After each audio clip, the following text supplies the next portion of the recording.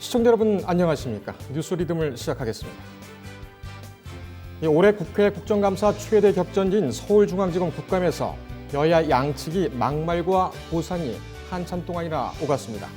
야당은 조국 법무부 장관에 대한 검찰 수사를 비판했고, 야당은 패스트트랙 수사를 하고 있는 검찰에게 정치적 사안이라며 빠지라고 말했습니다. 법사위 막장 국감 현장을 뉴스 분석에서 자세하게 들여다보겠습니다.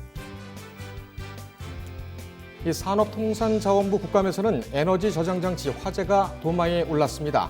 의원들 모두는 정부가 화재 원인 발표를 제대로 하지 않았다고 질타했습니다. 키코 사건 분쟁 조정에 나선 금융감독원이 은행직 책임을 인정한 것으로 알려졌습니다. 기업 손실의 20에서 30%를 은행에 배상시키는 안이 유력하게 검토되고 있습니다. 서울시가 1,000억여 원을 들어 스마트 서울을 추진합니다. 이에 따라 2022년부터는 서울 어디서든 공공 와이파이를 무료로 사용할 수 있게 될 전망입니다.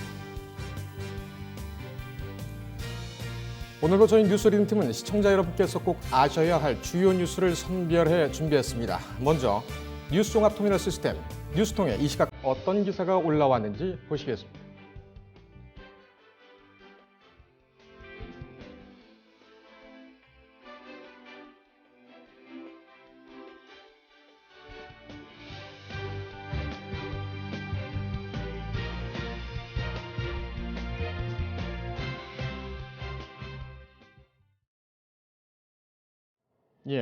어제 진행된 서울중앙지검 국회 국정감사에서는 정작 국정에 대한 감사는 실종되고 제19 지키기와 막말, 고성이 난무했습니다.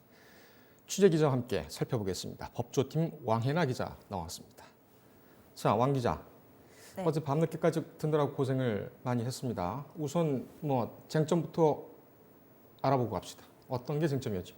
네, 지난 7일 열린 법사위의 서울중앙지검, 서울고검 등에 대한 국정감사는 말 그대로 조국 국감이었습니다. 처음부터 끝까지 조국 법무부 장관 일가에 대한 수사와 관련된 논쟁이 이어졌습니다.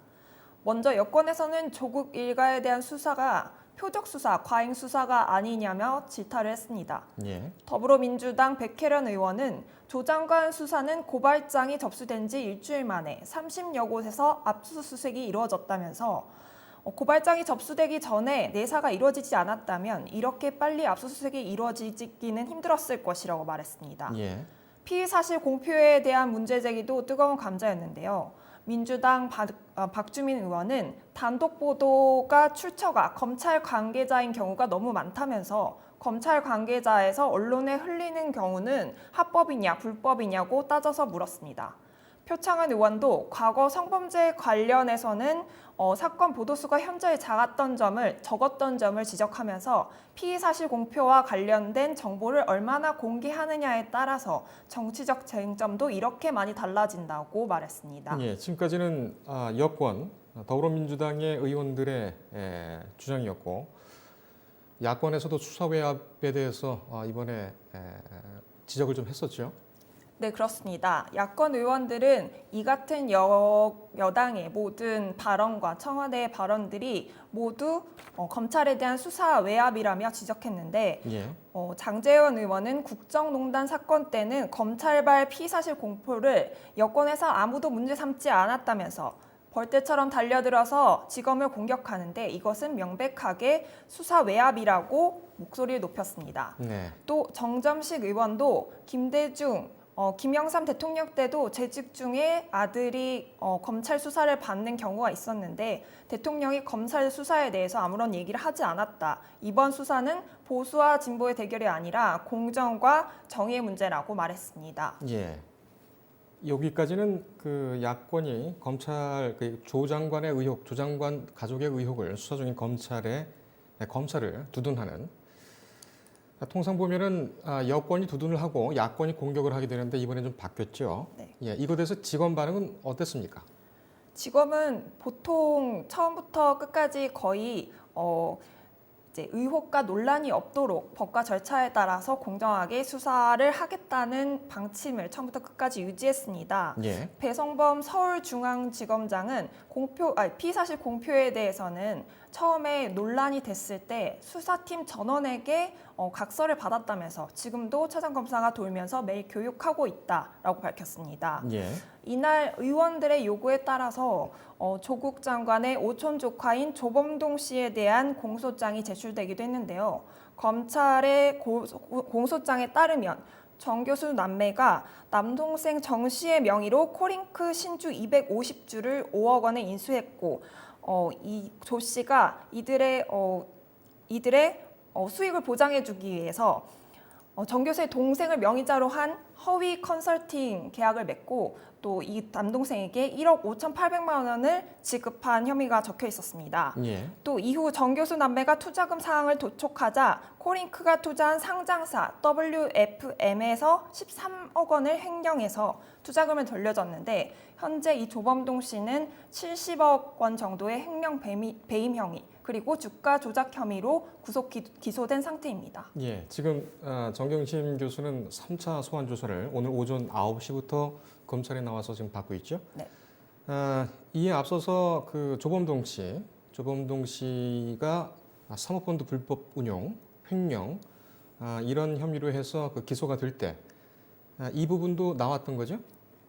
지금 그 공소장이 그 공개가 된 것이 조범동 씨의 공소장이었던 거죠? 네, 맞습니다. 예, 거기에서는 정 교수에 대한 어떤 사실관계는 일단 나왔지만 정 교수를 공범이다 이렇게는 적지는 않았죠? 네, 공범으로 적시하지는 않았고 대체로 조 씨의 그 혐의에 대해서만 적혀 있지만 예. 일각에서는 이제 공범이라고 적시한 적은 없습니다. 하지만 일각에서는 공범이란 말 아니냐 이런 의혹도 제기하고 있는 상태입니다. 충분히 검찰 공소장으로 보면은 정 교수도 공범으로 추정할 만한 그런 상당한 내용들이 적혀 있다 이렇게 읽히는군요. 네. 그 국회에서는 검찰의 공소장을 요청해서 요구해서 본인들이 의정 활동에 사용을 할 수가 있지요. 네.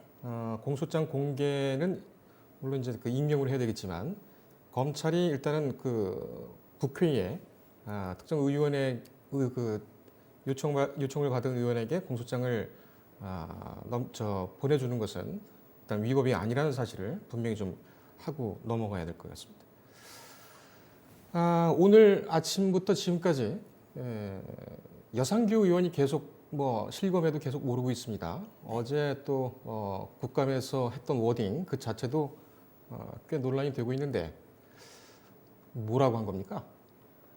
여상규 법사위원장이 이제 검찰의 패스트트랙 수사와 관련해서 얘기를 하면서 좀 감정이 격화됐는지 욕설을 한 부분이 있었는데요. 예.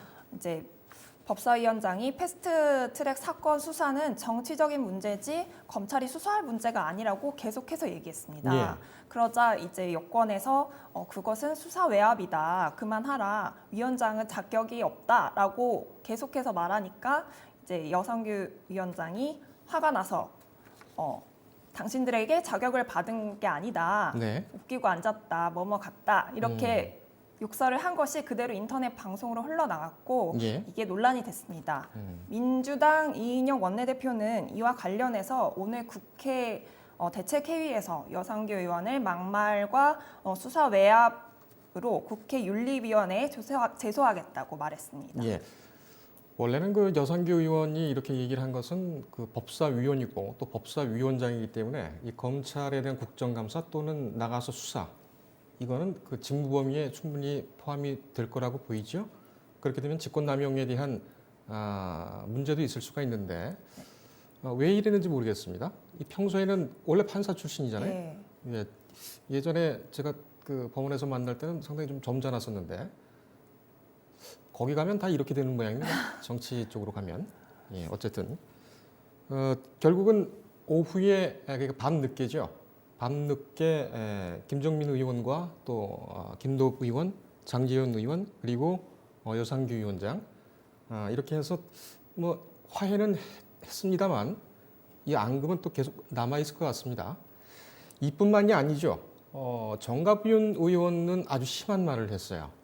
네. 범죄 집단의 수괴? 네. 그렇다면 조 장관의 가족이 전부 다 범죄 집단이냐? 이것도 굉장히 좀 나간 발언 같아요. 그때 네, 이런 맞습니다. 발언을 했을 때의 당내 그때 그 국감장 내 분위기는 어땠습니까? 일단 그 단어의 선정에 대해서 매우 놀라는 분위기였고요. 예. 여권에서는 강력하게 반발을 했습니다. 송기현 의원은 어떻게 현직 장관을 가족 사기단의 수괴로 지칭할 수가 있냐면서 이건 예. 모욕죄에 해당한다고 사과를 요구했습니다. 예. 하지만 사과는 하지는 않았습니다. 사과는 안 하고요. 네. 예, 그분은 사과 잘 안 합니다. 예. 그리고 여당 간사죠. 그 송기현 의원이 여당 간사와 또 장재현 의원의 또 설전도 좀 있었고요. 어쨌든 매우 보기가 좋지가 않았습니다. 특히 법사위 같은 경우에는 굉장히 중요한 그 상임위원회인데 여기서 이런 욕설이 나왔다는 것 자체는 심각하게 좀 생각해봐야 될 그런 문제가 아닌가 이렇게 생각이 되었습니다. 정말 조국 장관 얘기만 있었습니까? 다른 내용은 하나도 거론이 안 됐습니까? 상대적으로 축소가 되긴 했지만 검찰 개혁의 필요성에 대한 목소리도 나왔습니다. 예. 일부 의원들은 검찰이 주요 권력층에 대해서 좀 봐주기 수사를 하는 게 아니냐는 의혹을 제기했는데요. 예. 바른당 최이배 의원은 이제 조현아 전 대한항공 부사장이 수감 당시에 왕진 진료나 또는 독방을 쓴 것에 대해서 특혜라고 말했고 예. 또 백혜련 의원은 이선호 CJ그룹 장남이 구속 수사를 받지 않았다면서 예. 이게 나중에 이선호 씨가 와서 스스로 구속을 해달라고 말한 점을 비춰보아서 이건 권력층에 대한 봐주기 수사가 아니냐라는 문제 제기를 했습니다. 예. 이선호 CJ그룹 장남의 그 셀프 구속영장 청구 이건 참 코미디였어요. 네, 그렇습니다. 지금 그 공판이 진행되고 있나요? 네, 첫 공판이 진행됐고 예. 어제 7일에 검찰이 5년을 구형했습니다. 구형을 벌써 했군요. 예. 징역 5년. 네. 알겠습니다. 조현아 전 대한항공 사장 수감에 대한 접견실 이 문제는 어떻게 보면 법무행정 문제인데 이 부분이 어떻게 최이배 의원이 지적을 했는지 좀 더 살펴봐야 되겠군요. 아래 사람들의 의견이 충분히 반영되지 않은 조직이 괴물이 될 가능성이 있다. 이 부분은 이철희 의원이 얘기를 했군요. 네, 그렇습니다. 예. 이 건은 검찰의 어떤 좀 폐쇄적인 조직 운영에 관한 문제 제기였는데요. 이철희 의원이 이제 검찰과 경찰의 그 이의 제기 절차를 비교하면서 네. 경찰은 이의 제기 절차가 모두 외부에 공개돼 있다고 합니다. 하지만 검찰은 이 부분을 철저히 비공개로 하고 있고 또 검찰이 평검사가 이제 이의 제기를 할 때 상급자와 의논하고 이제 조직 내에서 충분한 의논을 거친 다음에 할 수 있다라고 지정해놓은 규칙을 보여주면서 어떻게 상급자에게 이의 제기를 하는데 상급자와 의논을 할 수 있냐면서 이것은 이의 제기가 아니라 이의 제기 금지 절차다 이렇게 비판을 했습니다. 그러면서 아랫사람의 얘기를 듣지 않으면 조직이 괴물이 될 수 있다고도 말했습니다. 예. 이 부분 같은 경우에는 좀 타당한 것 같습니다. 문밀 전 총장 시절에 이 이의제기 형식에 대해서 투명하고 공개적으로 할 수 있게 지침을 마련했는데 좀 유야무야 되고 있었죠. 네. 이 부분은 좀 잘한 것 같습니다. 자, 대검찰청이 또 한 번의 고비인데 대검찰청은 언제 국정감사입니까? 대검찰청은 다음 주에 이제 예정돼 있는 것으로 알고 있는데요. 예. 다음 주에도 이제 아무래도 대검과 지금 총장과 검찰총장과 검찰총장과 국회 이제 야권의 대립이 여권의 대립이 심하기 때문에 예. 그것도 지금 국정감사와 함께 좀 조국 장관에 대한 예. 그런 수사에 대한 얘기가 지속적으로 나오지 않을까 생각합니다. 예. 그 뭐 여담입니다만 그 야당 법사위원들은 참 정신이 없겠어요.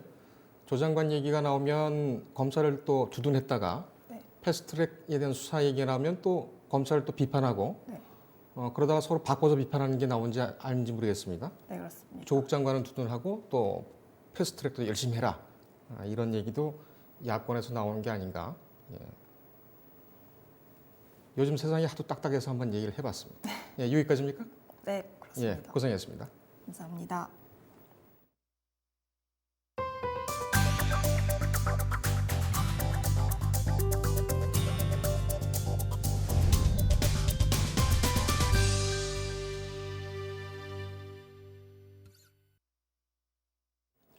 예, 이번엔 산업통상자원부 국감장으로 가보겠습니다. 산자북감에서는 단연 에너지 저장 장치 화재 사건이 핵심 쟁점이었습니다.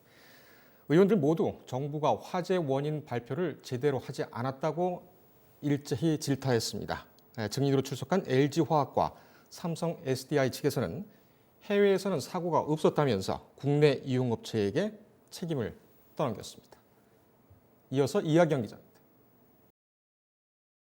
지난 7일 국회 산업통상자원부 국정감사에서는 에너지 저장 장치인 ESS 화재에 대한 여야 의원들의 질타가 쏟아졌습니다. 여야 의원들은 먼저 정부의 부실한 ESS 화재 원인 조사를 문제 삼았습니다. 특히 국가수와 민관합동 ESS 조사위원회의 조사 결과 배터리와 배터리 시스템에 문제가 있다고 나왔음에도 이를 제대로 발표하지 않았다는 겁니다. 문제가 있는 배터리는 리콜해야 한다는 주장도 제기됐습니다. 총 26건의 ESS 화재 중 14건은 모두 2017년 LG화학의 중국 남경 공장에서 만든 배터리가 사용됐기 때문입니다. 증인으로 참석한 김준호 LG화학 부사장은 문제가 되는 배터리가 주로 남경 공장의 것이 맞다고 인정하면서 원인이 확실하게 밝혀지면 리콜하겠다고 입장을 밝혔습니다. 다만 LG화학과 삼성 SDI는 모두 해외에선 배터리 화재가 발생하고 있지 않다는 점을 내세웠습니다. 증인으로 나온 임영호 삼성 SDI 부사장은 ESS 사용 시나리오가 한국과 외국이 다르다면서 해외는 국내보다 낮은 전압을 쓰고 ESS 운영자 역시 전력망을 굉장히 오래 운영했던 업체들이라고 설명했습니다. 뉴스토마토 이하경입니다.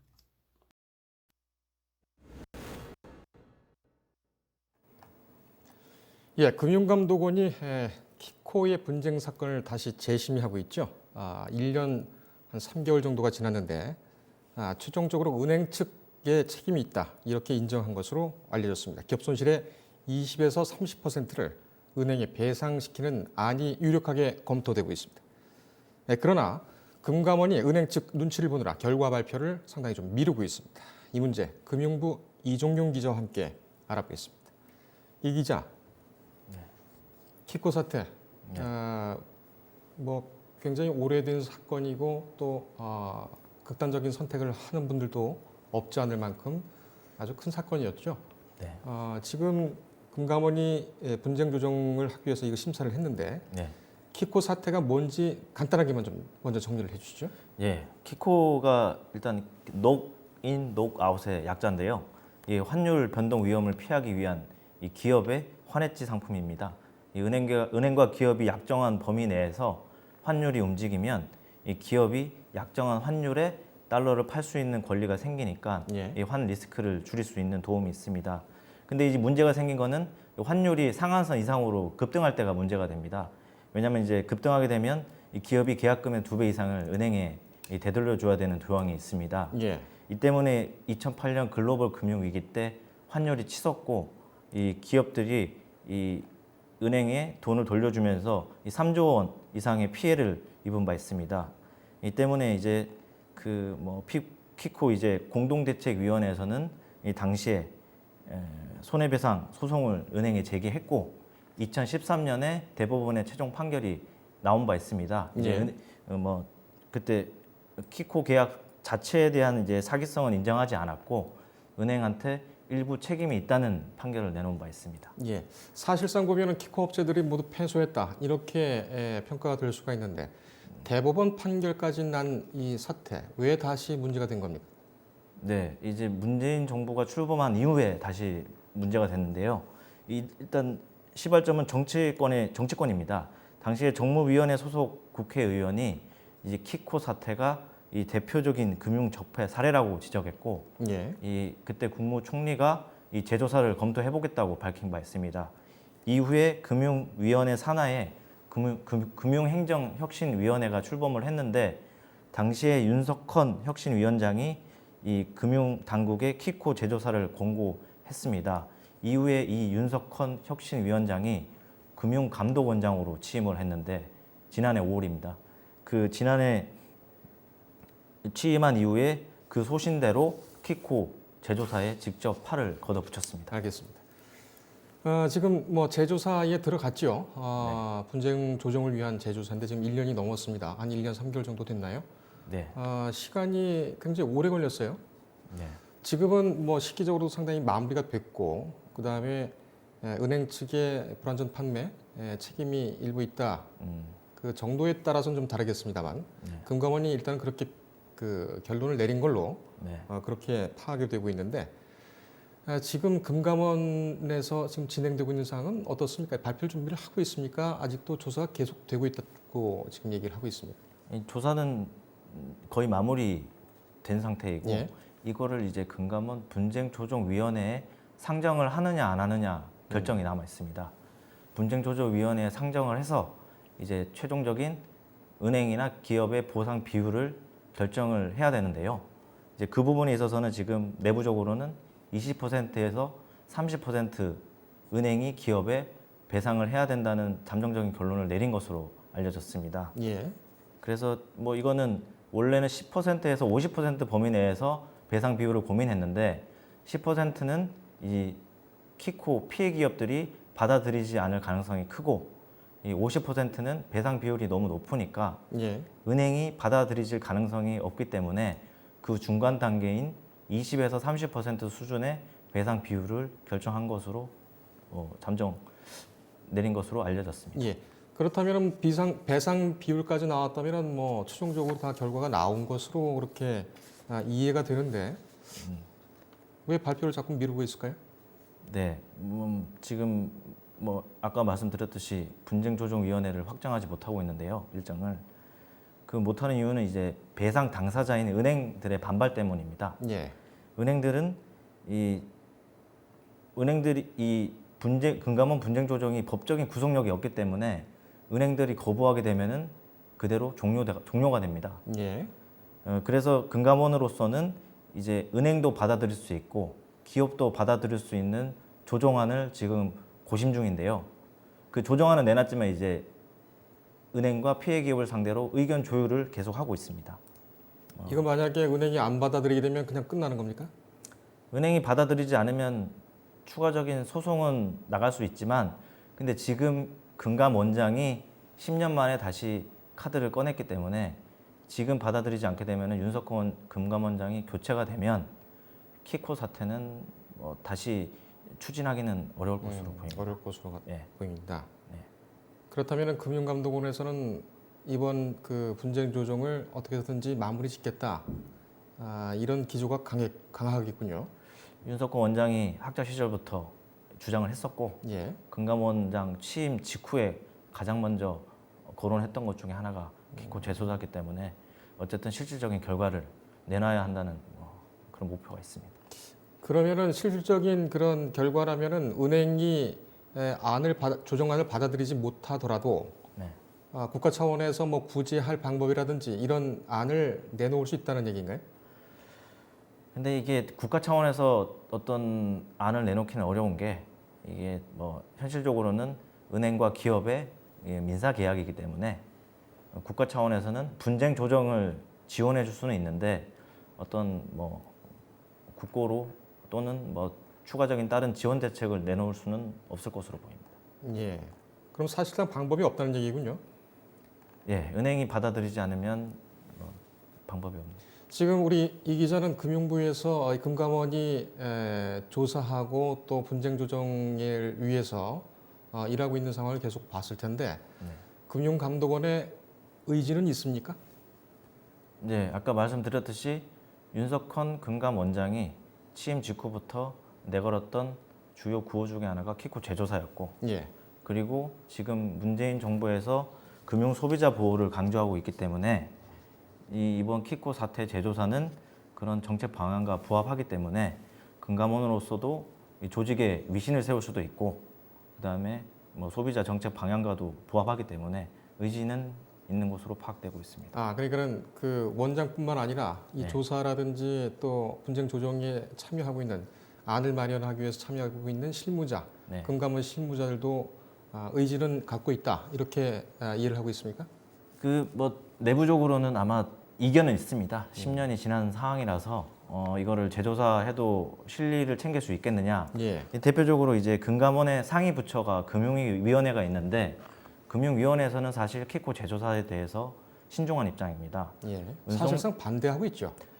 뭐 신중한 입장이 결국은 뭐 반대에 가까운 얘기죠. 예. 대법원 판결이 나왔는데 재조사에서 새로 결론을 뒤집는 모양이 되기 때문에 금융당국이 재조사하는 것은 좀 어렵지 않느냐라는 발언을 한 바 있습니다.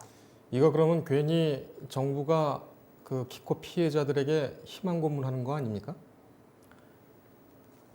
어떻게 보면 실질적으로 법적 구속력이 없기 때문에 이제 희망 고문이 될 수는 있지만, 근데 그 동안에 이 대법원 판결 이후에 제대로 된 진행이 당국 차원에서는 없었기 때문에 지금 10년 만에 다시 추진한다는 거 의미는 있을 것 같습니다. 의미는 있다. 알겠습니다. 자, 금융권 반응은 어떻습니까? 예, 금융권에서는 이제 해당 당사자가 은행권인데요. 은행권은 아까 말씀드렸듯이 지금 금감원이 이 잠정 결론을 내리고 있는 사안에 대해서 상당히 부정적입니다. 왜냐하면 그 금액이 크다기보다는 지금 일부 기업의 불완전 판매 사실을 인정해버리면 앞으로 다른 키코 피해 기업들이 비슷한 요구를 쏟아낼 수 있기 때문입니다.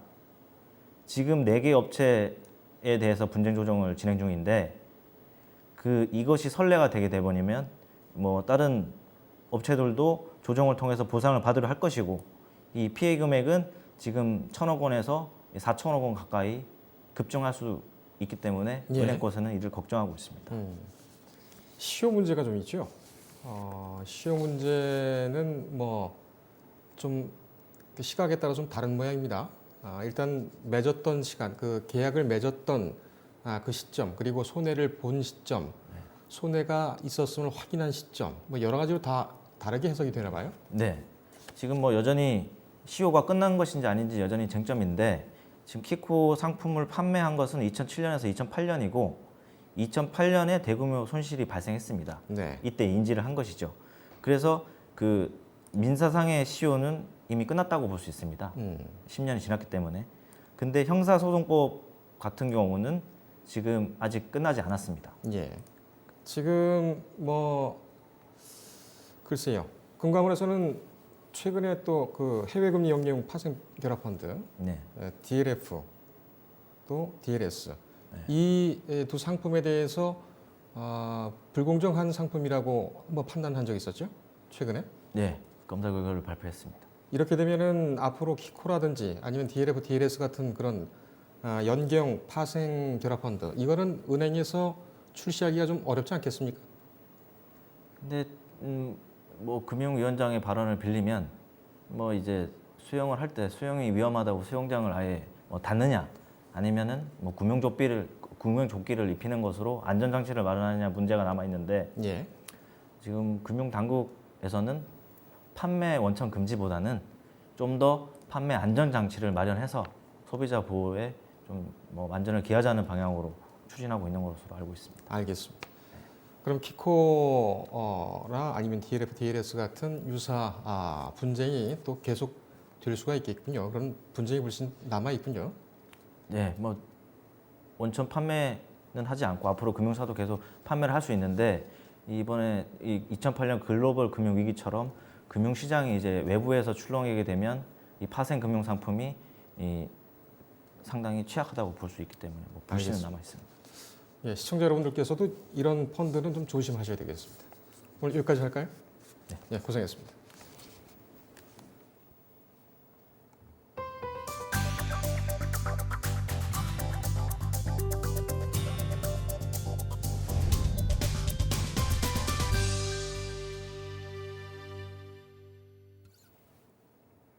예, 서울시가 2022년부터 서울 어디서든 공공 와이파이를 무료로 사용할 수 있게 하기 위한 스마트 서울 네트워크 추진 계획을 추진합니다. 연간 3조 8,700억 원의 경제적 효과도 기대되고 있습니다. 홍영 기자가 보도합니다. 2022년이면 서울 어디서든 공공 와이파이를 무료로 쓸 수 있을 전망입니다. 서울시는 천여억 원을 들여 스마트시티 인프라를 전역에 구축하는 내용의 스마트 서울 네트워크 추진 계획을 7일 발표했습니다. 서울시 자체 통신망을 기반으로 현재 생활권 면적 31%에서 사용하고 있는 공공 와이파이를 모든 공공 생활권에서 사용할 수 있게 됩니다. 총 4,237km를 구축하는데 기존 자체망을 통합해 연계하는 1단계 사업과 신규 통신망을 구축하는 2단계 사업으로 추진됩니다. 자체 통신망은 이동통신 사업자의 회선을 임대하지 않아 통신 비용이 저렴하고 모든 행정 분야에 무제한 연결이 가능합니다. 시는 최신 기술 기준인 와이파이 6를 적용해 통신 속도를 최대 9.6GBps까지 지원합니다. 공공사물 인터넷망도 서울 전역으로 확대해 위급상황 감지 시 경찰에 신고하는 스마트 가로등과 치매 어르신과 아동의 위치 정보를 활용한 실종 방지 같은 시민 체감형 서비스도 실행될 수 있습니다. 시는 기본요금 가입자가 공공 와이파이로 한 달에 9.5GB를 사용하면 52,000원을 아끼고 전체로는 연간 3조 8,700여억 원의 사용 편익이 있을 것으로 추정하고 있습니다. 뉴스토마토 홍련입니다.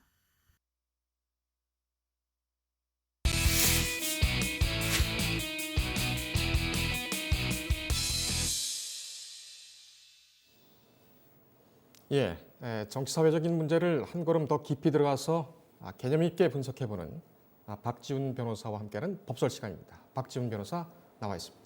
안녕하십니까? 안녕하세요. 예. 빨리 좀 진행을 하겠습니다. 네. 오늘 여쭤볼 질문이 많습니다. 이춘재 8차 살인 사건, 이게 네. 자백하고 바로 나왔죠. 전반적으로 보실 때 이춘재 신빙성이 있습니까?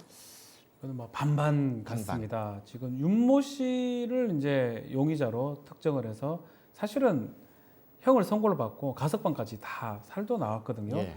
윤모 씨에 대한 어떤 증거 부분, 범인일 거라는 증거 부분도 마찬가지지만 이춘재의 어떤 얘기도 어느 정도는 신빙성도 있어 보이거든요. 예. 조금 더 따져봐야 될 것 같습니다. 뭐 혈액형 부분이라든지 DNA 부분이라든지 특히 범행 관련해서 이춘재가 지금 뭐 이른바 암수살인 같은 그런 상황이 돼버렸어요. 예. 그래서 그 부분을 막 경찰들이 좀 따져보지 않을까 생각이 됩니다. 지금은 학원 드릴 수 없는 그런 상황입니다. 예. 그렇게 하면은 뭐 당시에 이춘재도 용의선상에 올라와 있었고 그렇죠. 사건 현장에서 채모를 또 보니까 그때 당시 채모에서 검출된 것이 이제 티타늄 반응이 나왔던 것과 그다음에 혈액형은 B형이었다. 그것 때문이거든요. 그게 결정적인 지금 윤모 씨를 범인으로 특정한 결정적인 내용인데 그 당시만 해도 뭐 방사성 동위원소 이 부분이 초창기였습니다. 예. 그래서 티타늄 반응 그게 많이 이제 검출이 된다 그러면 같은 거라고 이렇게 본 건데 지금 이 과학적 방법이라면 그게 과연 타당할지도 좀 다시 봐야 될 것 같고요. 예. 혈액형 부분은 사실은 오류의 가능성이 꽤 있습니다. 근데 그럼에도 불구하고 그 당시에 이춘재의 음모라든지 이런 것도 사실은 검사를 했었습니다. 세칠해서. 그런데 그때 발견을 못했는데 그때 오류가 있었는지 그 부분을 알 수가 없는데 일단 과학적 증거 그 당시 가장 동원할 수 있는 최대한 과학적 증거를 이용해서 예. 범인을 특정한 거기 때문에 사실 뭐 그때 뭐 잘못했다고 지금 당장 말하긴 뭐하지만 예. 일단은 지금 이춘재의 어떤 진술이나 이런 것들이 상당히 좀 신빙성이나 구체성이 좀 있기 때문에 다시 좀 확인이 좀 돼야 될 부분 같습니다. 당시가 사건 당시가 1988년 9월이었습니다. 그렇죠. 이른바 쌍팔년도. 옛날이죠, 진짜. 예. 이때 그렇다면은 수사와 재판이 잘못되지 않았다 이렇게 단정할 수가 있을까요? 그래서 이제 문제인 겁니다. 방사성 동위원소 기법. 과연 그게 사실 과학적인 어떤 정확도가 어느 정도 될지. 또 그리고 이춘재를 사실 이춘재는 그 8차 말고도 3차 몇 번에 걸쳐서 용의자로 이렇게 선상에 올랐었거든요. 예. 뭐 그때 당시에 화성 연쇄 살인 사건이 너무나 국민적 관심이 많은 사건이다 보니까 사실은 많은 용의자들을 불러서 조사를 했을 걸로 보입니다. 예. 그럼에도 불구하고 그걸 용케 좀 빠져나간 상황인데 그 당시에 수사력에 대해서 사실은 뭐 지금 기준으로 그 당시를 뭐 재단할 수는 없지만 예. 상당히 아쉬운 부분이 있는 것은 뭐 사실입니다. 예. 지금 아무래도 시간이 좀 많이 지났기 때문에 언뜻 다가오지 않는 그런 시청자들께서도 많이 계실 것으로 이해가 됩니다. 살인의 추억이었죠. 네. 아주 그 취재도 잘 하고 당시 사건 상황을 잘 묘사한 어떻게 보면 다큐멘터리적인 그런 의미도 있는 그런 영화입니다. 그 영화를 좀 떠올리시면 될 것 같습니다. 네. 무기징역을 선고받았다가 감형됐습니다. 2009년에 석방이 그렇죠. 됐고요. 지금 10년이 지났습니다. 20년 동안 옥살이를 했습니다. 그렇죠. 20대였던 윤 씨는 지금 그러니까 거의 한 60대군요. 60이 다 50대 후반 되는 것 같습니다. 60대였고 20년을 감옥에서 보냈습니다. 네. 20대에 들어갔다가 40대가 넘어서 나왔단 말이죠.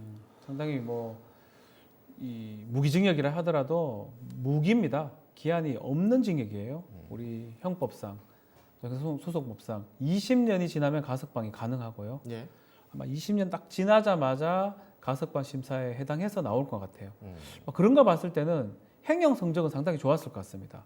그 교도소 복역하면서 아마 지금 이춘재처럼 1급 모범수가 아니었나 생각이 들고 예. 그렇기 때문에 아주 20년 채우자 말자 지금 나온 상황이거든요. 예. 어쨌든 간에 본인은 지금 억울함을 계속 얘기를 했습니다. 처음부터 억울함을 주장한 건 아니고 경찰하고 또 검찰 1심까지는 자백이 됐다가 2심에 와서 허위 자백이었다고 얘기를 했었고요.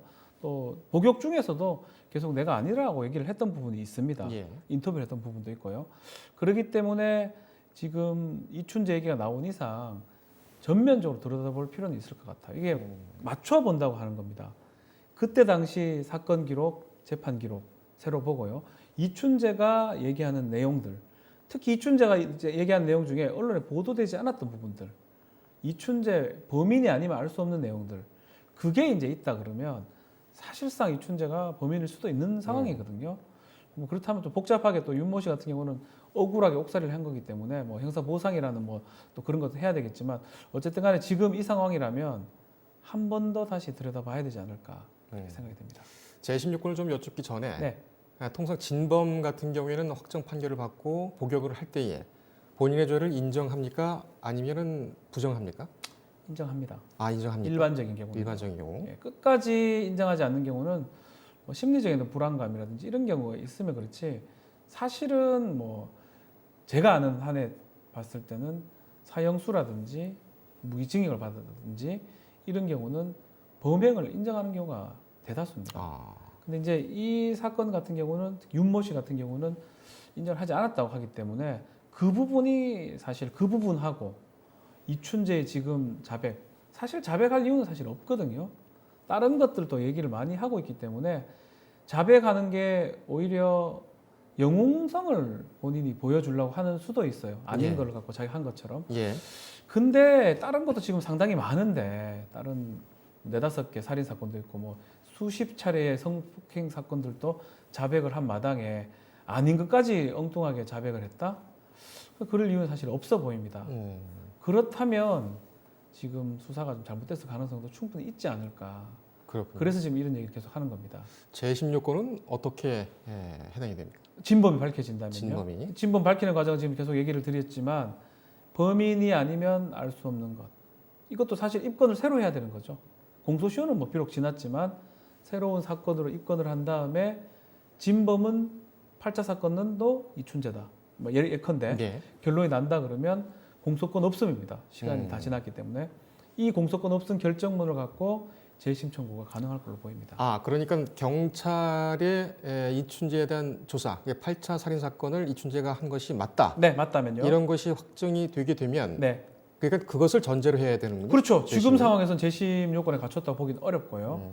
이제 진범이 나와야 됩니다. 그 진범이 나오는 과정은 이 윤모 씨가 할 수가 없겠죠. 윤모 씨는 예. 억울하다는 얘기를 할 수 있겠지만 밝히는 과정은 또 수사기관이 해야 되거든요. 네. 경찰이든 검찰이든 그것을 밝힌 다음에 그 이후에 재심 청구를 해서 무죄를 받고 무죄를 받는다면 형사 보상까지 이제 절차가 진행될 것으로 보입니다.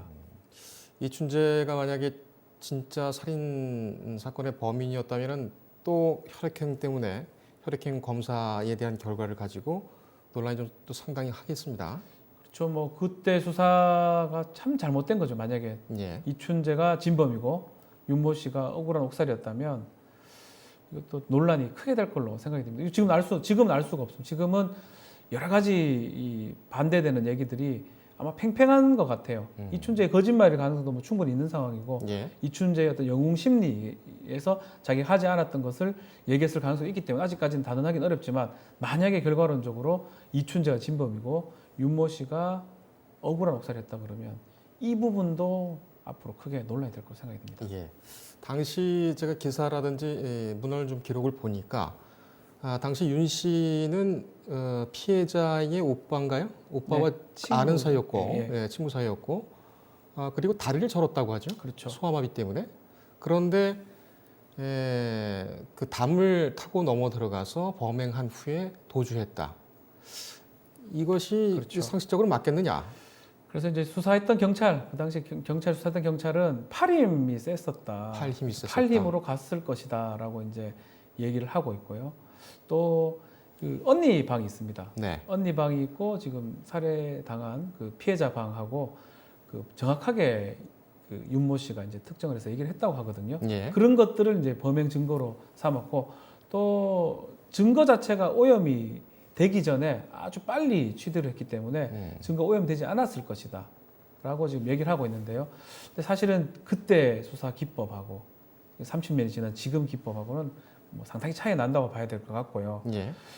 다만 좀 아쉬운 부분이 이제 있으려면 정말 만약 그 과정에서 무리하게 뭐 신문을 했다든지 무리하게 증거를 좀 그러면 얘기하겠습니다. 조작을 했다든지 예. 이런 것들이 이제 만약에 드러나게 된다면 뭐 그걸 처벌할 수는 없을 겁니다. 시간이 많이 지났기 때문에 상당히 그 또 문제가 좀 될 거로 생각이 됩니다. 만약에 했다면 증거 우리가 영화에서 봤던 그런 내용 뭐 이거든요. 이게 되는 거거든요. 문제가 될 거로 생각이 됩니다.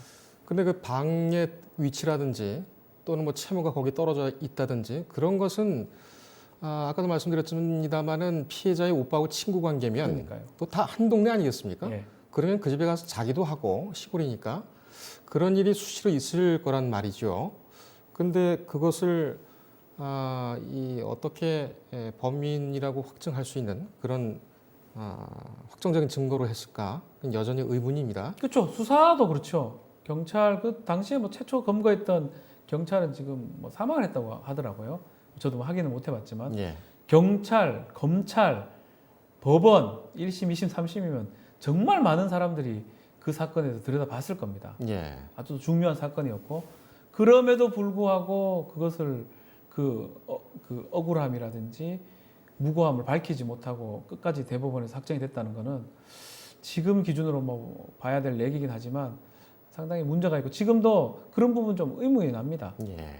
같이 옆에 동네에 같이 살던 사람이면 충분히 그런 증거들이 갈 수가 있겠죠. 예. 그런데 최근 같으면 그렇습니다. 심증은 있다 손치더라도 물증이 없으면 그것도 그 물증은 형사법의 물증은 개연성이 돼야 됩니다. 80~90% 정도의 물적 증거가 있을 때만이 유죄를 선고를 할 수가 있습니다. 예. 그게 증거재판주의고 또 무죄 추정의 원칙이라고 하죠. 우리가 네. 형사소송법에. 그렇기 때문에 누가 봐도 했는 것 같은데 무죄가 나오는 경우가 있거든요. 근데 지금은 좀 보면 이 사건은 윤모 씨가 진범인지 아닌지 아직 알 수는 없지만 어쨌든 간에 재판하는 과정에서 사실은 과연 개연성에 맞게 왔는지 그 부분도 한번 좀 다시 좀 봐야 되지 않을까 생각이 드네요. 알겠습니다. 요 질문만 마지막으로 좀 드리겠습니다. 이춘재의 말이 허위라면, 네. 다시 말해서 윤모 씨가 진범이었다면 이것에 대해서 검찰이 공무집행 방해로 그 고발일까요? 가능성은 있죠. 가능성이 있습니까? 예, 가능성이 있습니다. 위계에 의한 공무집행 방해죄입니다. 위계에 의한 공무집행 방해. 예. 예. 뭐 범인 은닉이나 도피가 되려 그러면 누구를 숨겨주기 위해서인데 어차피 범죄를 다 저질렀고 처벌받았기 때문에 그런 범죄는 성립할 수가 없고요. 그러니까 공무가 정당하게 흘러가야 되는데 속임수를 써서 방해라는 범죄가 되기 때문에 뭐 입건할지 안 할지는 모르겠지만 예. 그걸로 입건해서 지금을 기점으로 공소시효하고는 관계가 없죠. 이번 시점이 기점이니까요. 처벌할 수 있습니다. 알겠습니다. 조국 장관 동생이죠. 네. 몽동학원의 교사 채용 비리와 연관이 있는 의혹을 받고 있는 그 조 장관의 동생이 결국 강제 구인으로 해서 지금 올라오고 있죠. 네. 그래서 그런지 이 구속영장 심사 제도를 좀 제대로 봐야 되겠다 그런 생각이 듭니다. 구속영장 심사 제도 이거를 좀 짧은 시간 동안 밀도 있게 한번 보겠습니다. 그렇죠. 예. 자, 샘플 한번 보여주시죠. 그 전에 저희가 그 공소장을 하나 샘플을 준비를 해서 가져온 게 있는데요. 그런가요? 예. 형사법상 구속 사유죠. 예. 예. 구속 사유가 있는데 주거 부정, 증거 인멸 우려, 도망할 염려 이 세 가지가 가장 중요한 사유인데 이거 말고도요 중대성이 하나 있습니다. 예. 이 재판이 끝까지 갔을 때 이 실형이 될 가능성이 높은 것, 이 예. 범죄 중대성이라 하는데요. 그런 것들을 참조해서 구속이 결정이 됩니다. 그렇군요. 구속 전 피의자 신문 그리고 영장 실질 심사 제도 이렇게 네. 두 가지 용어로 혼용하고 있습니다. 같은 거예요. 같은 겁니까? 같은 건데 이게 이제 법적 용어는 구속 전 피의자 신문이라고 이렇게 용어가 돼 있고요. 좀 어렵잖아요. 예. 어렵다 보니까 이게 예전에 도입할 때는 영장의 실질을 한번 심사를 해보자라는 얘기를 많이 했었고 일반인들은 영장 실질 심사라고 많이 얘기를 하고요. 법적 용어는 형사소송법상으로는 구속 전 피의자 신문이라고 이렇게 표현합니다. 그렇군요. 구속 전 피의자 신문 이게 원칙적이고 그게 형사소송법 용어입니다. 저희 법조팀 기자들도 기사를 쓸 때 영장 실질 심사가 아니라 구속 전 피의자 신문으로 써야 된다라고 네. 한때 좀 운동이 일었었습니다. 근데 모 기업 대표님이 구속 전 피의자 신문은 구속을 전제하고 하는 신문 아니냐? 구속 앞전자입니다. 예. 구속 전제가 아니고요. 예. 그렇게 해서 만약 이제 구속 전에 그러니까 구속이 되는 건 맞고 다시 말하면 혐의가 있는 건 맞고 아하. 이렇게 이해가 된다고 해서 한때 좀 여러 말이 좀 나오긴 했었죠. 지금은 구속 전 피의자 신문하고 괄호를 하고 영장 영장 실질 실질 심사라고 하는 것이 일반적이에요. 그러니까 예전에만 해도 구속영장 이게 이제 이 제도가 들어오기 전에 해도 구속영장이 발부되면 집행을 하는 겁니다. 당연히 집행을 하면 그냥 그만인데 예. 그 집행을 하기 전에 구속영장 집행을 하기 전에 이 사람한테 얘기를 들어보자. 그 실질을 한번 확인해 보자.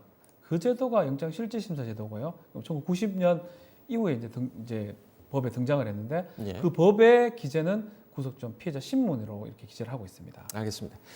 구속영장 심사 같은 경우에는 공개가 안 되죠? 일반적으로? 네, 비공개가 원칙이고요. 예. 다만 필요한 사람들이 뭐 참여하는 경우는 있습니다. 예. 그리고 이제 진행 순서를 보면 이 법정에서 하긴 해요. 법정에서 하긴 하는데 어떤 정해진 절차가 있는 게 아닙니다. 형사소송법은 이제 일반 형사 절차는 정해진 순서가 있어요.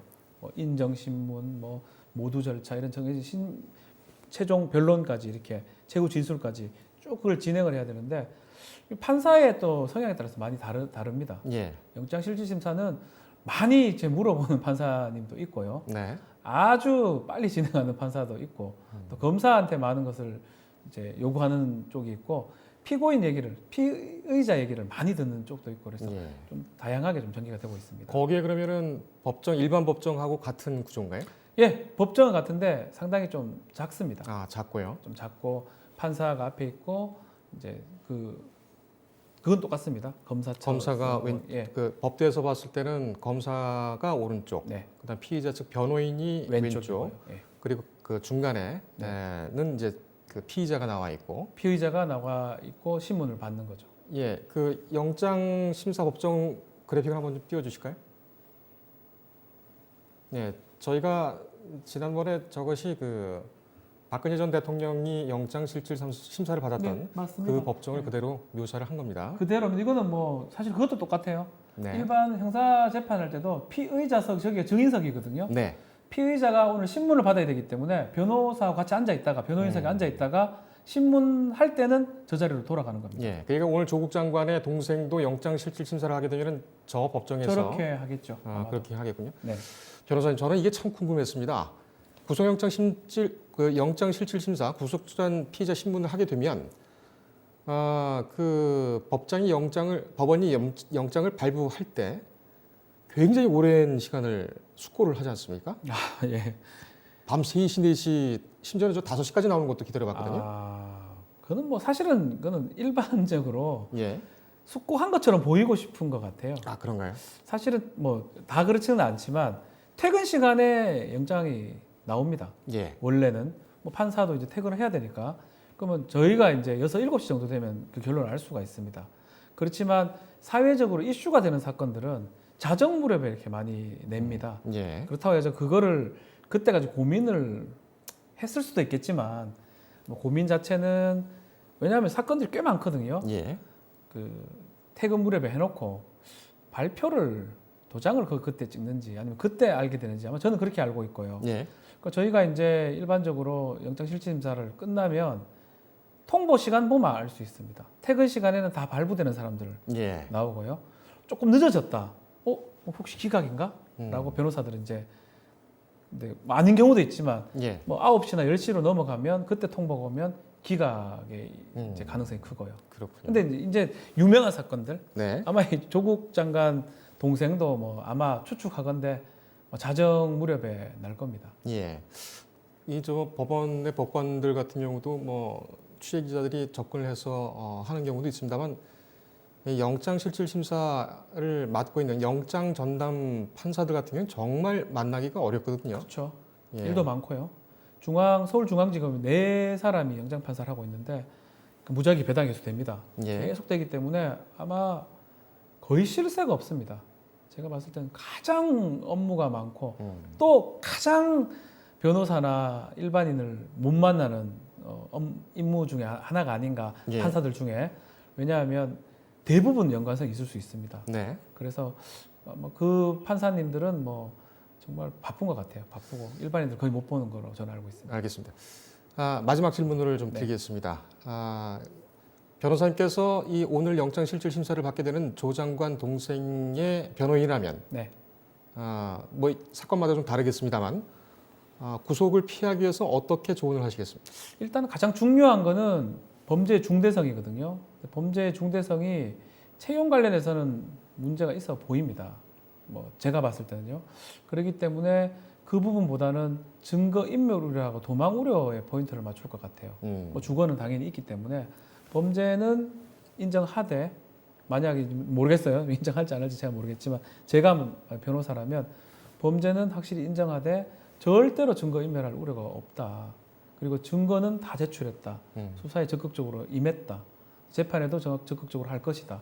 그런 얘기를 하는 게 맞고요. 예. 그게 아니고 범죄를 지금 부정할 것 같으면 부정할 만한 많은 자료들을 제출해야 됩니다. 예. 어차피 영장 단계에서는 소명이라고 봅니다. 이게 뭐 완전 뭐 100% 그 유죄를 줄 만한 증명은 필요가 없거든요. 검찰 입장에서도 이 정도 자료면 이 정도 범죄가 되는 거 아니냐라고 나올 거고 우리 변호사 또 피고인, 피의자도 이 정도 자료를 갖고 와서 무죄라고 소명이 안 됐다라고 할 정도의 자료를 준비해야 되고 그게 있어야지만이 영장을 기각시킬 수가 있습니다. 지금 말씀하신 거는 뭐 조 장관 동생뿐만 아니라 일반적인 얘기입니다. 예. 조 장관 사건은 저는 명확하게 알 수 없기 때문에 예. 제가 뭐 이게 발부될 것이다, 기각될 것이다 말하기는 사실 어렵고 다만 오촌 조카보다는 기각의 가능성이 높아요. 이걸 같이 본다면 예. 오촌 조카 같은 경우는 발부 상황이 상당히 컸습니다. 네. 뭐 기소장이 지금 공개가 되긴 했는데 지금 자본시장법 위반 자체가 있고 횡령 금액이 상당히 크기 때문에 또 해외에 갔다 왔잖아요. 범죄 중대성뿐만 아니라 증거인멸 도주 우려까지 있기 때문에 그 발부 가능성이 상당히 높았던 상황인데 지금 장관 동생 같은 경우는 몸 상태도 그렇지만 증거인멸 우려가 있냐 이 부분을 아마 판사가 많이 고민할 겁니다. 예. 범죄 중대성도 지금 사실은 배임죄거든요. 배임죄가 유죄가 되기 쉽지가 않습니다. 그렇습니다. 채용 과정에서 과연 어느 정도 검찰이 소명했는지 이런 것들을 꼼꼼히 아마 들여다보지 않을까 생각이 듭니다. 알겠습니다. 오늘 여기까지 할까요? 네, 예, 감사합니다. 감사합니다. 예, 시사평론가 박지훈 변호사와 함께했습니다.